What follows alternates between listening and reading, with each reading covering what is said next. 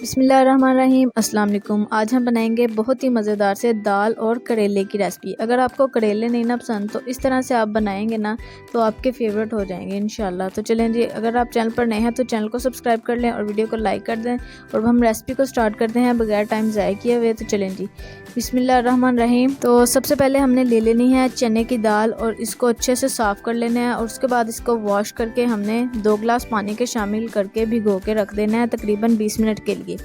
और उसके बाद हमने ले लेने हैं 1 पाव करेले को भी हमने अच्छे से वॉश कर लेना है। उसके बाद इसके ऊपर ये जो छिलके इसकी स्किन जो होती है ना वो हमने रिमूव कर लेनी है, अच्छे से उतार लेनी है।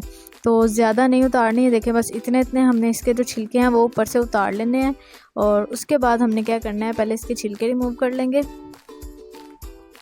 तरह से इसके छिलके रिमूव करने के बाद हमने क्या करना है, हमने ये ऊपर से जो इसकी ये जो डंडी होती है इसको काट देना है और उसके बाद हमने दरमियान से कट लगाना है और इसके अंदर जो बीज होते हैं ना वो निकाल देने हैं। आपने बीज को अंदर शामिल नहीं करना, बीज को आपने निकाल देना है। ये देखिए, अब दरमियान से कट लगाएंगे और इसके अंदर होंगे बीज, उनको हमने अपने हाथ की मदद से, फिंगर की मदद से ना निकाल देना है, ठीक है।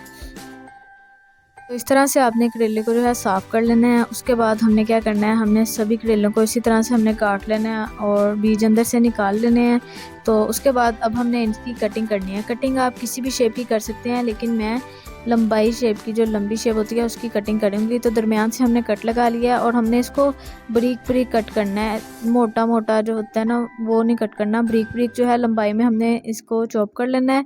तो जब आप बारीक बारीक चॉप करोगे ना तो जब हम इनको फ्राई करेंगे तो ये कड़वे नहीं लगेंगे। तो इसी तरह हमने ना इसकी कटिंग कर लेनी है।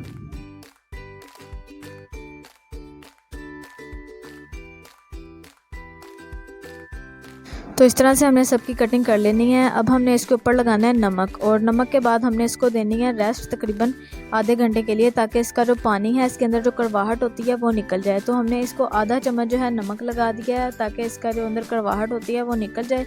तो नमक लगाने के बाद आपने इस तरह से इसको मिक्स कर देना है और इसको अब हमने आधे घंटे के लिए रख देना है ताकि इसके अंदर से पानी निकल जाए। उसके बाद हमने क्या करना है, जो दाल भिगोई हुई थी तो इसको अब हम प्रेशर कुकर में शामिल कर देंगे। तो आपने दाल को गलाने का एक ख़ास ख्याल ये रखना है कि आपने दाल को ज़्यादा नहीं गलाना। तो दाल हमें खड़ी खड़ी बनानी है, इसको ज़्यादा घोलना नहीं है, ठीक है। तो चलें जी, उसके बाद अब हमने इसमें 2 गिलास पानी के शामिल कर दिए हैं। उसके बाद हम इसमें 1 चम्मच जो है भर के घी का शामिल कर देंगे और उसके बाद हम इसमें थोड़ा सा ना नमक शामिल कर देंगे। 2 चुटकी के करीब हम इसमें नमक शामिल कर देंगे, ठीक है। और अब हम इसको प्रेशर लगा देंगे तकरीबन, जब सीटी चल जाए तो 3 मिनट के लिए हमने इसको बस प्रेशर पे लगाना है। तो इतनी देर में देखें हमारे जो करेले हमने ऊपर नमक लगा के रखा था इसके अंदर से भी पानी निकल गया होगा, कड़वाहट जो होती है वो भी निकल गई होगी। तो हमने इसको वॉश कर लेना है अच्छे से। तो इस बात का ख़ास ख्याल रखना है कि आपने इसको नमक लगाने के बाद वॉश कर लेना है जब इसका पानी निकल जाए। तो उसके बाद हमने क्या करना है, हमने कढ़ाई में 1 कप ऑयल लेना है और इन करेलों को जो है अच्छे से फ्राई कर लेना है। तो फ्राई करने से पहले आपने इनको धोना लाजमी है, जो नमक लगाया था ना वो इसका निकल जाएगा और कड़वाहट जो होगी वो भी निकल जाएगी। तो अब हमने इसको इतना सा गोल्डन ब्राउन करके फ्राई कर लेना है। तो ज़्यादा फ्राई करना है आपने, ग्रीन नहीं रखने, अगर ग्रीन रखेंगे तो वो कड़वे होंगे। तो इस तरह से आपने गोल्डन कलर इनको दे लेना है। तो जब ग्रीन ग्रीन जो करेले होते हैं ना वो कड़वे लगते हैं, जब आप इस तरह से गोल्डन फ्राई करेंगे तो आपको कड़वे नहीं लगेंगे। तो करेले निकालने के बाद हमने जो है, हमने 2 मीडियम साइज़ के प्याज लेने हैं और उनको रफली चॉप करके इस तरह से अब उनको भी फ्राई कर लेंगे हम।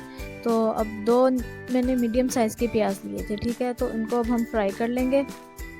अब प्याज को आपने जो है गोल्डन नहीं करना, आपने बस इसको हल्का सा फ्राई करना है, बस इतना सा ही आपने इसको फ्राई करना है। उसके बाद आपने इसमें से आधा प्याज निकाल के अलग निकाल लेना है, जैसे हमने करेले फ्राई करके निकाल लिए हैं उसी में ही हमने आधा प्याज जो है फ्राई करके निकाल लेना है और आधा हमने कढ़ाई में ही रहने देना है, ठीक है। तो आधा हम निकाल लेंगे अब और बाकी जो है हम इसमें रहने देंगे। तो मैंने हाफ़ निकाल लिया और हाफ़ देखें कढ़ाई में ही है। अब हम क्या करेंगे, अब हम इसमें शामिल करेंगे स्पाइसेस हमने क्योंकि दाल में भी नमक शामिल किया था और करेलों को भी लगाया था। तो बिल्कुल 2 चुटकी के करीब मैं अभी इसमें नमक शामिल कर लूँगी, क्योंकि बाद में हम चेक कर लेंगे, अगर कम हुआ तो अपने आप टेस्ट के हिसाब से आप इसमें शामिल कर लीजिएगा। तो अब हम इसमें सुर्ख पिसी हुई मिर्च शामिल कर देंगे 1 चम्मच और 2 चुटकी के करीब ही मैं इसमें हल्दी शामिल कर रही हूँ। उसके बाद हम इसमें शामिल कर देंगे थोड़ी सी काली मिर्च, वो भी 2 चुटकी के करीब। उसके बाद अब हम इसमें शामिल करेंगे ज़ीरा पाउडर और उसके बाद मेरे पास है 2 बड़े साइज़ के टमाटर मैंने चॉप कर लिए थे और 5 से 6 अदद जो है हरी मिर्चें, वो भी हम इसमें चॉप करके शामिल कर देंगे और इनकी भुनाई कर लेंगे। तो देखें जी मसाले की भुनाई हो चुकी है। अब हमने क्या करना है, अब हमने जो दाल जो है हमने प्रेशर पे लगाई थी वो निकाल लेनी है और वो इसमें शामिल कर देनी है। तो दाल को देखें आपने खड़ा खड़ा रखना है, घुलाई देखिए कितनी खड़ी खड़ी दाल है, आपने इसको घोलना नहीं है, टूटे ना, ये बिल्कुल मिक्स ना हो अंदर सही से, ठीक है।